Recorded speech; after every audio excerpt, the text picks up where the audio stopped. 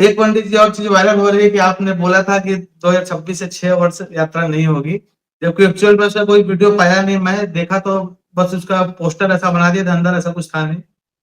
तो मालिका में जैसा लिखा है ना, 6 वर्ष यात्रा जे नोहिब नंदी घोष नव वर्ष पृथ्वी जे संतोष, नव वर्षे पृथ्वी देवी होइब संतोष। तो ये कब होगा पंडित जी? देखो, बात यही है, भविष्य मालिका का हम प्रचार करते हैं, पर हमारी बस में नहीं है। हम जो बोल देंगे सब सत्य होगा। हम भविष्य मालिका को जो प्रचार कर रहे हैं उसको हम समझ के देख के प्रचार करें, पर शास्त्र का हर तत्व को भगवान समय के साथ करेंगे। क्योंकि देखो, जब भविष्य मालिका शास्त्र लिखा गया उसमें पहले अच्युतानंद ने लिखे हैं, उदयति यदि भानु पश्चिमे दिग्विभागे प्रचलित यदि मेरु शीतता जाति बन्ही विकसति यदि पद्मं पर्वतानां शिखाग्रे के टळ के नटळंती खड़ुवाच्यं सद जनानां कदाचित। तो उन्होंने इसको स्पष्ट किए, बोले मेरु उत्तर मेरु दक्षिण को जा सकता है, मेरु क्षेत्र पर अग्नि आग्नेयगिरी उद्गीरण हो सकता है, पर्वत शिखाग्र पर पद्म फूल विकसित हो सकता है, और सूर्य पश्चिम से पूर्व को जा सकते, पर ये वाणी अलग नहीं होगा, ये भगवान का वाणी है। तो अच्युतानंद जी ने इसको भी लिखे, तो उन्होंने अपने शास्त्र में लिखे थे 6 वर्ष जगन्नाथ जी का रथ यात्रा बंद होगा। तो 6 वर्ष जगन्नाथ जी का रथ यात्रा जो बंद होगा, इसके बारे में 2 स्थान पर लिखा है। 6 वर्ष नंदी घोष यात्रा रोकी देवी सुन रे दास जे भक्त दुख करीवे अवश्य सुजाने। बोले मैं खुद रथ यात्रा बंद कर दूंगा 6 साल, और भक्त दुखी होंगे। ये विश्व युद्ध के बीच में होगा, ये मैं बताया था, मेरा वीडियो मैंने कल दिखा था।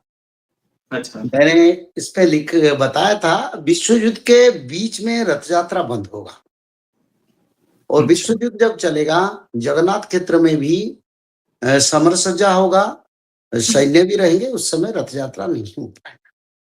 और एक जगह पर लिखे हैं 6 वर्ष नंदी घोष यात्रा जे नोहिब 9 वर्ष पृथ्वी देवी होइब मौन।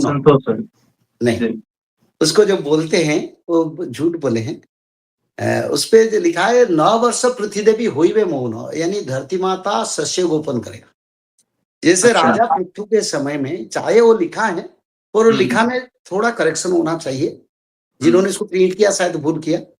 संतोष 9 वर्ष में क्या होंगे? धरती माता संतोष होने की विचारधारा भगवान की संतोष से धरती माता ही संतोष होते हैं। तो राजा पृथ्वी के समय में धरती माता सस्य गोपन किए थे। 6 वर्ष रथ यात्रा बंद होगा, 6 वर्ष धरती पर अकाल भी पड़ेगा, और 9 साल तक धरती माता सस्य गोपन करेगा, धरती माता चुप रहेंगे, खेती नहीं होगा।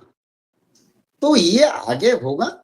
और रथ यात्रा एक दिन भी, एक जगह पर सुनो, भविष्य मालिका में बहुत कुछ लिखा है। एक जगह पर लिखा है जगन्नाथ सत्य पाई मकद्दमा है वो सही बेले जगन्नाथ उड़ीसा छाड़ी पड़ाएंगे, ये लिखा है। एक शास्त्र में लिखा है जगन्नाथ सत्य पाई मकद्दमा है वो सही बेले जगन्नाथ उड़ीसा छाड़ी पड़ाएंगे। तो जगन्नाथ जी अगर उड़ीसा छोड़ के जाएंगे, रथ यात्रा कैसे होगा? तो ये बहुत तत्वों को आता है, उसका मैं क्या विश्लेषण करूं?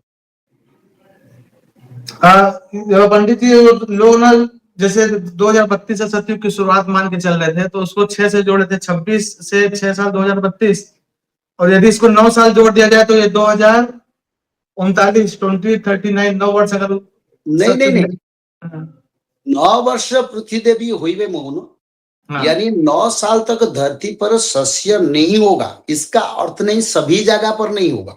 मैं पहले से बताया हूं, इसको थोड़ा अनुध्यान करना चाहिए। जहां ज्यादा पाप है, ज्यादा असुर है, उसी क्षेत्र 9 साल तक खेती नहीं होगा। पृथ्वी बोला जा रहा पंडित। हाँ, जो भक्त लोग हैं, अच्छे लोग हैं, उसी क्षेत्र में खेती होगा, लोग आराम से चलेंगे। तो 9 साल देखो, सत्ययुग को बनाने के लिए भगवान को भी 7-8 साल लग सकता है, 10 साल लग सकता है। शुरुआत तो 2032-34 में बताता हूँ। 32-34 में शुरुआत होगा, पर ये अगर 2022 से भारत में कोरोना आया, 2022 में आया ना, 22 से 9 साल कितना है? 2029 में। मीन शनि आया 25 में। मीन शनि समय से धर्म संस्थापना का सही समय निर्णय होता है। 25 से 29 यानी 34, 33-34 तक आता ये समय का। तो समय का आकलन हम करके, मेरे विचार में समय भगवान करेंगे, पर सही समय पर सब कुछ नहीं करेंगे, कुछ समय को इधर उधर करेंगे। बहुत बड़ा विनाशकारी समय आएगा। कौन बचेंगे? जो लोग त्रिकाल संध्या करेंगे, जो लोग माधव नाम भजन करेंगे, जो लोग भगवत महापुराण, श्रीमद् भागवत महापुराण में भगवत गीता का बात नहीं कर रहा हूं, मैं श्रीमद् भागवत महापुराण का बात कर रहा हूं। शाकाहारी बन के त्रिकाल संध्या करना पड़ेगा। ब्राह्मी मुहूर्त पर उठ के त्रिकाल संध्या, मध्याह्न संध्या, सायं संध्या, 3 संध्या करना पड़ेगा। और 3 संध्या के साथ साथ भागवत जी महापुराण को ब्राह्मी मुहूर्त से रात 12 तक किसी समय एक अध्याय पढ़ना पड़ेगा। और निरंतर माधव नाम को भजन करना पड़ेगा। और माधव नाम भजन करने से क्या होगा? भगवान आदि विष्णु सनातन कल की भगवान का कृपा आपके ऊपर रहेगा। जब यहाँ गोलियां बरसेगा, मिसाइल बरसेगा, पंचवत का प्रलय होगा, तब माधव नाम भज के भक्त लोग रक्षा हो जाएंगे।